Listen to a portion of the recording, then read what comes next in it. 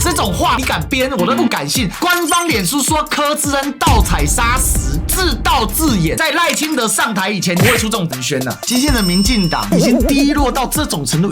就你民进党最敢干，哪来的青年情在爱乡土？造谣抹黑，各种倒卖砂石、盗采砂，高雄市政府完全摆烂，还敢嫁祸别人，所以发现问题了，自导自演。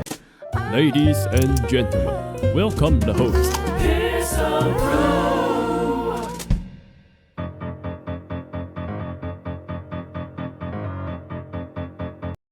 最近陈其迈是完全被看破手脚，各种震怒，各种丢脸。大家都说啊，陈其迈高雄大树违法施工，震怒；美浓农地盗采砂石，震怒；清达电厂大爆炸，还在震怒。震怒完又多了一个新的版本。大寮农田爆非法回填废弃物成废地，其迈震怒，严查严办，这是新的案子啊！大寮、大树、美浓各个地方一大堆这种废弃物回填的事情，还有呢，盗采挖出美浓大峡谷，震怒，就有这么多案啊，还不止。其迈这家伙除了震怒之外，就是个废物。这事情扯不淡的是什么呢？在上礼拜五的时候，突然爆出一个事情说，哎呀，跟柯志恩站在一起的那个女生叫石丽君，这个石丽君呢是高雄市无党籍议员朱信强的特助，他们说这是柯志恩的助理，所以柯志恩才是真正的幕后黑手，做贼喊抓贼，这整个农地变这样啊！我讲个故事，讲这个我真的会生气。高雄林园老家，我小时候隔壁邻居搬走之后，他们留下一栋空屋，有一天突然被填了一大堆的土，这一片哦，这是后来被铲掉，它才开始长绿植被，你知道吗？它那个砖房已经破损，突然被填了到那个砖房大概一半高的建筑废弃用土，那块地大概在我国小的时候被堆了建筑废弃用土，一直到差不多7、8年前的时候，这块地的废土才被清掉，中间大概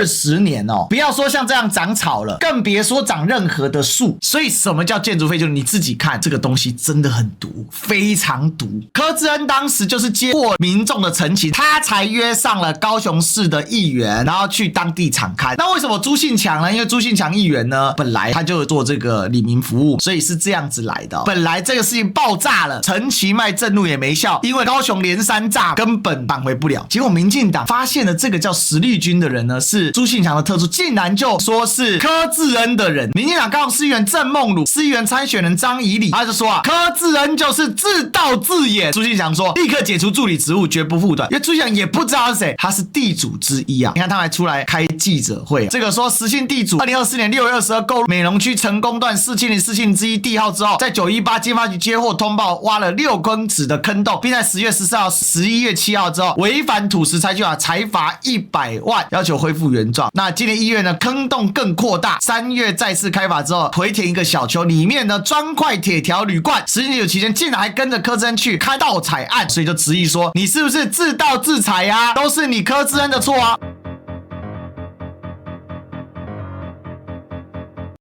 民进党来一发神操作啊！礼拜五柯志恩去场勘，直接把民进党的脸给打爆。结果你知道礼拜六民进党干啥事吗？说这件事情柯志恩是自家特助，自己盗采，主导财划法修法，联手盗采地主会勘，柯志恩连环爆破自家人，叫自采自盗，这叫做原告变被告，被告变原告。这时候高雄市政府反过来指责是柯志恩的错，一个执政党的脸书公开造谣，你以为只有民进党跳出来吗？这个图是谁的图？大家知道吗？民进党首席发言人吴峥啊，吴峥 po 这种图啊，他说柯志恩你是想角逐最佳演员吗？蓝委柯志恩近日频频抨击盗采砂石，结果今日案情大反转，原来根本是作秀演戏啊！所以柯志恩先从去年请了一个地主去那边买了这块地，然后把它挖空之后，再去找一堆人来盗采砂石，挖空之后每天200车次，再请一堆人去检举，检举完之后，然后高雄市政府置之不理，再请一堆人去堆置废弃土，然后再跳出来说你看堆置废弃土。吴峥你敢讲这种话？太夸张了，自采自盗，他竟然敢下这种文宣呢！但我告诉你哦，青鸟信不信？青鸟当然信啊！有没有看到？这个是在酸他，高雄市长是柯志恩的，以为捡到枪，结果踩到死。你看青鸟，为什么绿色炸弹最后就炸到蓝色的那边去呢？真有趣，又一只青鸟。官方脸书说柯志恩盗采砂石，自导自演，这种话你敢编，我都不敢信。在赖清德上台以前，基本上不会出这种文宣的，很难相信呢。今天的民进党已经低落到这种程度，请问要怎么样自导自演？吴峥，请问要怎么样自导自演？他说事情是这样，地主购买偏远土地，马上转租盗采集团，盗采砂石回填废土获利，所以这名特助呢被朱祥开除切割。柯真跟地主犯罪集团站在一起，佯装揭弊，根本是自导自演。如果是这样，对柯真有什么好处？这么容易就被抓到，对柯真有什么好处？这种最基本的抹黑，什么叫告示那种2度裁罚移送法办，态度非常清楚，强力扫荡严办。哪里严办？从挖开始到挖到底，再回填废弃土，每天200车次，你只罚了100万，撑起买，你个盖小骗啊！吴峥，你敢没出来？这种话你敢讲？你这北七你啊！接连民进党的议员又出手了。郑梦如在礼拜6啊，他们又继续痛批啊，柯真是砂石帮打手啊！哇，进一步升级了，本来叫自导自演，现在柯真变成砂石帮打手。然后我跟你讲为什么要这样讲，因为礼拜6的时候，自由时报出了一篇独家柯志恩翻车内幕，起底美容大峡谷幕后黑手，传蓝营内斗把他当棋子，这叫独家。美容大峡谷攻击陈其迈螺丝松了哦，大家了解啊，深蓝背景的前地方民代之子引入屏东里港帮盗挖集团进入美浓回填废弃物，另外美浓某南营背景里长之子有意插手土石利益被排挤，争议失败之后才到处检举意图玉石俱焚，柯真恐怕是被利用的棋子哦。深蓝背景的前民代地方之子，那抓跟国民党有关系？哪一个深蓝背景的哪一个嘛？最主要问题是跟他是什么颜色有关系吗？根本不是重点啊，重点是你高雄市政府完全摆烂，2年就任他挖，再填，你有在管吗？这篇报道开头就在唬烂，台湾就交到这民进党手上啊，哪来的青年情在爱乡土啊？造谣抹黑卖国土啊，各种倒卖砂石、盗财产，就你民进党最敢干，然后还敢去嫁祸别人，把问题丢给发现问题的人，说你看发现问题的人是自导自演。